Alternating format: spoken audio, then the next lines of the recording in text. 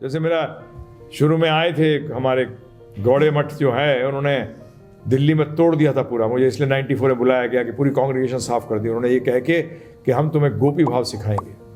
तो मेरे पास आए, जब मैं आया बॉम्बे से, मुझे बुलाया गया तो मेरे पास भी आए, हम गोपी भाव के उधर हैं, वो गोपी भाव क्लब क्या। हाँ, तो मैंने कहा हम तो ऑलरेडी गोपी भाव में। बोले वो कैसे? मैंने कहा सबसे प्रिय कौन है भगवान को? बोले गोपियाँ, राइट। और भगवान गीता में कहता है जो मेरा प्रचार करता है मुझे सबसे प्रिय है। तो हम गोपी हो गए। बनने की जरूरत क्या है यार? क्यों टाइम वेस्ट कर रहा है तू? प्रभुपाद को छोड़ के बेवकूफ कहाँ जा रहा है? मैं आपको पहले ही बता चुका हूँ, इसको इन बातों को रिपीट इसलिए करता हूँ। प्रभुपाद जी भी, मैं कई बार सोचता था शुरू में, अगर आप प्रभुपाद को पढ़ोगे तो आप रिपीटेशन देखोगे बहुत, क्योंकि जानते हैं हमारे गधे, हम जैसे गधों के सर में घुसता नहीं है। ऐसा कील लेके मारते रहो। पता लगा ऊपर से लगता है नरम है, अंदर से 303 है ना प्रभु जी, स्टील, पानी का असर भी नहीं। मुझे सिखा रहे हैं आजकल लोकानंद प्रभु कि क्या चीज़ बेसिकली हमें यूज़ करनी चाहिए कि पानी का जंग नहीं लगे ये सब, क्योंकि यहाँ ऊपरी तौर पे ब्रज का सारा पानी खारा है, परंतु अंदरूनी तौर पे उससे ज़्यादा मीठा कोई है ही नहीं। परंतु उसके लिए वैसी जीवा तैयार करनी पड़ेगी, और जीवा भाव की जीवा है। किसकी जीवा है? भाव की जीवा है। वो ध्यान रखना, भाव के आंखें, भाव के कान, भाव के नाक, भाव की त्वचा, भाव, सारा खेल किसका है? भाव का। ध्यान रखिएगा इस बात का, सारा खेल किसका है? भाव का। और भाव कैसे आता है? जिसकी सेवा करोगे उसके प्रति भाव आ जाएगा। आप माया की सेवा करते हो इसलिए माया के प्रति भाव है। ध्यान रखना, आप दिन रात किसकी सेवा करते हो बताओ, तो किसके प्रति भाव आएगा? कौन सी बड़ी बात है? कई बार लोग सोचते हैं, कई बार डिवोटी बोलते हैं नहीं भाव क्यों नहीं आ रहा? क्योंकि तेरा भाव अभी कहीं और लगा हुआ है। कैसे आ जाएगा भाव? आई एम टॉकिंग लॉजिक, मैं तर्क से बात कर रहा हूं आपके सामने। सेवा जिसकी करोगे प्रभु जी, उसी के प्रति भाव आता है।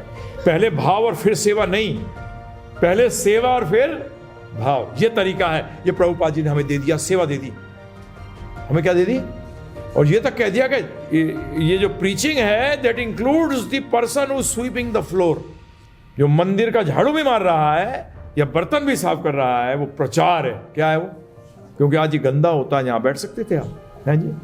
क्योंकि कहते तो हैं कुत्ता तो बैठता है वहाँ भी साफ करके बैठता है। तो he is a part of preaching, because preaching, भक्ति इज एब्सोल्यूट, पूर्ण है। भक्ति क्या है? जैसे भगवान के, इसको समझने के लिए आप लोग थोड़ा फिलॉसफी जानते हैं इसलिए बताता हूँ आपको, इसको समझने का तरीका है। भगवान की आंखें वही कार्य कर सकती हैं जो मुंह का करें, कान का करें। हर इंद्रिय दूसरे की इंद्रियों की कारण कर सकती हैं। इसलिए कहते हैं भगवान क्या है? पूर्ण है। पूर्णम पूर्ण, पूर्ण, पूरी तरह से। उनकी ये नहीं कि एक इंद्रिया पूर्ण है कि वो बगैर रोशनी के भी देख सकती है। नहीं, ये अपूर्णता में पूर्णता है। पूर्णता में पूर्णता क्या है? पूर्ण के कॉमन क्या है? आंख, नाक, कान, मुंह, त्वचा में कॉमन क्या है? सब इंद्रियां हैं।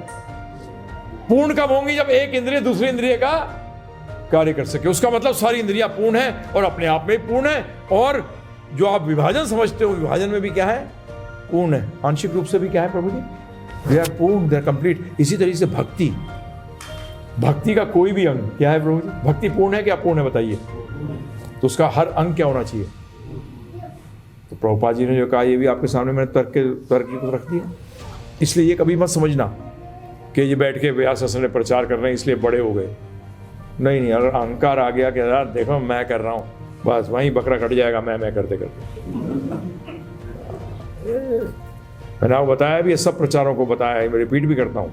जो मुझे बहुत अच्छा लगा था, मेरे छोटे भाई ने सुना था, किसी को गौड़े वैष्णव को सुना था, उन्होंने कहा था कि आपके ये सब बैठे हैं ये नित्यानंद है, आप सब नित्यानंद स्वरूप मानना चाहिए। और मैं वाइवा दे रहा हूँ। क्या दे रहा हूँ? मेरे को टीचर, वाइवा में क्या होता है प्रभु जी? टीचर को रिस्पेक्ट करके कन्विंस करते हो, देखो मेरी नॉलेज सब कंप्लीट है, मैं जानता हूँ, ये पास कर दो। इसी तरीके से आप किसी को प्रचार करते हो तो ये समझ के करिए कि वो नित्यानंद जी आपका एग्जाम ले रहे हैं और आपको ऐसा प्रचार करना है कि वो कन्विंस हो जाए। तो इससे कभी अहंकार आएगा? नहीं आएगा। कैसे आ जाएगा?